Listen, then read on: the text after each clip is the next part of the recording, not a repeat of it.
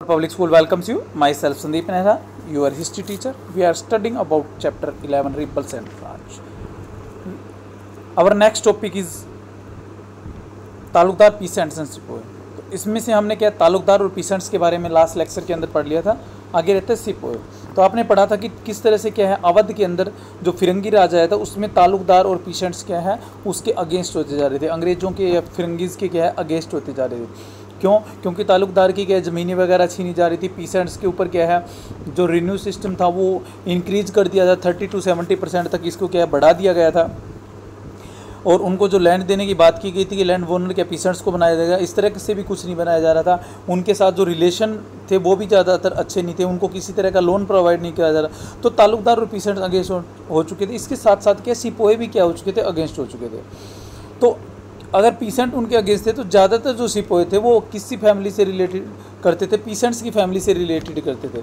तो इसलिए क्या है जब भी वो घरों में जाते, छुट्टियों वगैरह के लिए जाते थे तो उनको क्या है अंग्रेज़ों के खिलाफ ही क्या है सुनने को और सोचने को मिलता था। तो इसलिए क्या है उस कंडीशन में वो भी क्या है उनके अगेंस्ट होते चले गए। इनके अलावा काफ़ी मैनी रीजन्स भी थे जिससे क्या है सिपोए क्या है उनके अगेंस्ट हो गए अंग्रेजी राज के। तो ये देख रखें जैसे कि the relationship of sepoy with a superior white officer underwent a sufficient change in the कि 1857 की जो रिलेशन हुई थी उससे पहले के अगर हम सालों में देखें तो जो अंग्रेज़ों का जो बिहेवियर था, जो ब्रिटिश ऑफिसर थे उनके बिहेवियर के अंदर भी काफ़ी चेंज आया था। इसमें बताया गया 1820 से पहले अगर हम बात करें कि 1820 तक की अगर हम बात करें तो उनके जो रिलेशन थे सिपोए के साथ, इंडियन सिपोए के साथ जो थे, जो भारतीय ब्रिटिश मिलिट्री के अंदर या ब्रिटिश सिपोए के अंदर काम करते थे उनके साथ काफ़ी अच्छे थे। वो एक फ्रेंडली के रूप में क्या है उनके साथ रहते थे, खेलते थे, मौज मस्ती करते थे। उनके साथ किसी तरह का मतलब हिंदुस्तानी लैंग्वेज का यूज़ करते थे। वो उनके कल्चर का है, कस्टम्स का है, कस्टम मतलब रीति रिवाजों, कल्चर मतलब संस्कृति, उनका भी क्या है वो उनको जानते थे, उनके कल्चर्स के बारे में। जैसे कि दिवाली वगैरह है तो वो सेलिब्रेट भी करते थे, इस तरह की चीज़ें। तो कहने का मतलब है कि उनके रिलेशन एक फ्रेंडली की तरह थे। वो मतलब अगर सेम कैडर का है तो वो एक फ्रेंड की तरह रहते थे। अगर ऑफिसर्स है तो वो भी क्या है जो इंडियन सिपोए थे उनकी रिस्पेक्ट करता था, मतलब उनके कल्चर की रिस्पेक्ट करता था, उनकी लैंग्वेज की रिस्पेक्ट करता था, रेसलिंग वगैरह भी करते थे वो साथ मिल करके। तो इस तरह से मतलब हम ये नहीं कह सकते कि वो किसी तरह से क्या है अंग्रेजी मिलिट्री के अंग्रेजी ट्रूप्स थे या अंग्रेजी सिपाही थे, बल्कि वो क्या है एक ऐसी कंपनी के लिए काम कर रहे थे जो जिन्होंने उनको क्या है एम्प्लॉयमेंट दिया था, रोज़गार दिया था। तो इसलिए वो उनके तब तक अगेंस्ट नहीं थे। तो जो ऑफिसर थे उस समय डिसिप्लिनियन भी थे और फादर फिगर रोल भी करते थे, यानी वो उनसे अनुशासन में भी रखते थे और साथ में क्या है एक अभिभावक थे। जिस तरह से पेरेंट्स क्या है बच्चों के साथ स्नेह वगैरह रहते हैं वैसे वो ऑफिसर्स क्या है उन सिपोए के साथ एक तरह से स्नेह भी रखते थे, प्रेम पूर्वक रहते थे। तो ये कंडीशन थी। लेकिन अगर 40 तक हम आते आते चले जाते हैं, रिवोल्यूशन के नज़दीक आते हैं, तो 40 के बाद क्या है इसके अंदर काफ़ी चेंज आना स्टार्ट हो जाता है। The officer developed a sense of superiority, मतलब जो ऑफिसर्स थे ब्रिटिश ऑफिसर, क्योंकि सिपोए के ऊपर जो रैंक के ऊपर थे वो ज़्यादातर उनमें इंडियंस थे और जो बड़े ऑफिसर थे उनमें मैक्सिमम क्या थे अंग्रेज़ थे। जो बड़ी पोस्ट थी उनके ऊपर क्या है किसी भी इंडियंस को नहीं रखा जाता था। तो उनमें क्या सुपरिसिटी आने लगी, अपने आप को बड़ा समझने लगे थे वो कि हम क्या अफसर हैं और ये तो क्या है मतलब छोटे सिपाही वगैरह हैं, उनके साथ मतलब सही तरह से ट्रीट नहीं करते थे, किसी तरह का बिहेवियर अच्छा नहीं करते थे। तो उन्होंने starting treat the sepoy as their rascal in, फिर उनको जाति के आधार पर, रंग के आधार पर क्या है किसी ना किसी तरह से उनके साथ क्या है मिसबिहेव किया जाता था इंडियन सिपोए के साथ में। तो उनको क्या है मतलब एक ऐसी रेशियल के अकॉर्डिंग यानी रास्कल निकृष्ट नस्ल का मतलब माना जाता था, इस तरह के किया जाता था। उनकी क्या है जो भावना होती, फीलिंग्स होती थी, उनका मजाक उड़ाया जाता था। Abuse and physical violence certificate, उनको क्या है एब्यूज़ किया जाता, उन्हें फिजिकल वायलेंस भी उनके साथ किया जाता था, मतलब कि उनको किसी तरह की पुनिशमेंट दी जाती थी बार बार, मतलब उनको नीचा दिखाने की क्या है ऑफिसर्स के द्वारा की, यहाँ तक कि उनको बुलाने के लिए भी क्या किसी तरह की गाली गलौज का भी यूज किया जाता था। तो ट्रस्ट वर रिप्लोय बाय सुपरसियन, तो मतलब एक तरह से हम ये कह सकते हैं कि इस तरह से जो सिपोए और ऑफिसर के बीच में जो पहले का रिलेशन था वो क्या हो चुका था, ख़त्म हो चुका था। The episode was greeting cartridge by the classic example of this.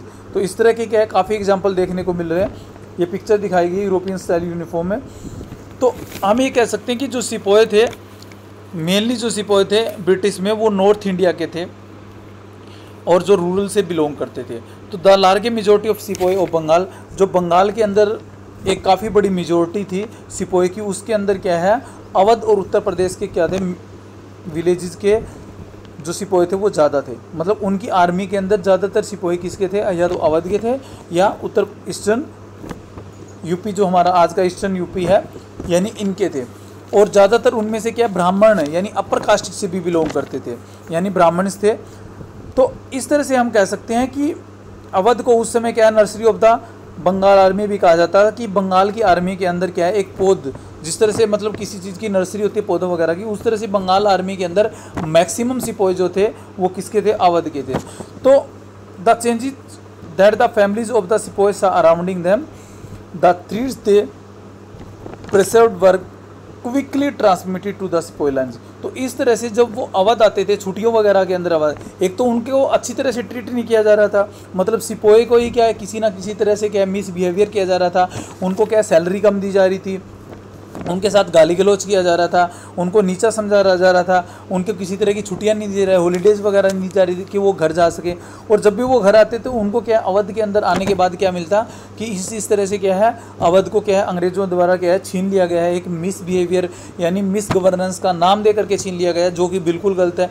तो इन सब के कारण क्या है जो सिपोही थे उनके अंदर भी रिलेशन की क्या है भावना आने लगी थी। तो वो जब भी क्या है विलेजेस के अंदर आते थे, कम्युनिकेट करते थे विलेजर के साथ, तो वो रिलेशन की ही बात करते थे। तो इस तरह से हम कह सकते हैं कि तालुकदार पीसेंट के साथ साथ में सिपोही भी क्या है इनके ऊपर बढ़ चढ़ करके भाग लेते हैं। और हम ये कह सकते हैं कि इसकी स्टार्टिंग ही क्या है बैरकपुर की छावनी से मानी जाती है, लेकिन जो ज्वाला थी अग्नि थी वो क्या है पीसेंट्स और तालुकदार के अंदर पहले से स्टार्ट थी अवध के अंदर, उसके बाद सिपोही के अंदर और ज़्यादा मात्रा में स्टार्ट हो जाती है।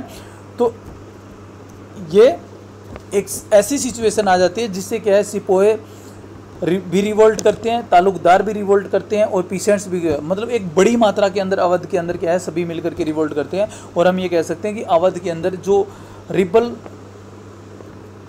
के साथ जो फिरंगियों के साथ क्या है फिरंगी राज आया था यानी जो रिवोल्यूशन हुई थी हमारी 1857 की, वो काफ़ी लंबे समय तक चली थी।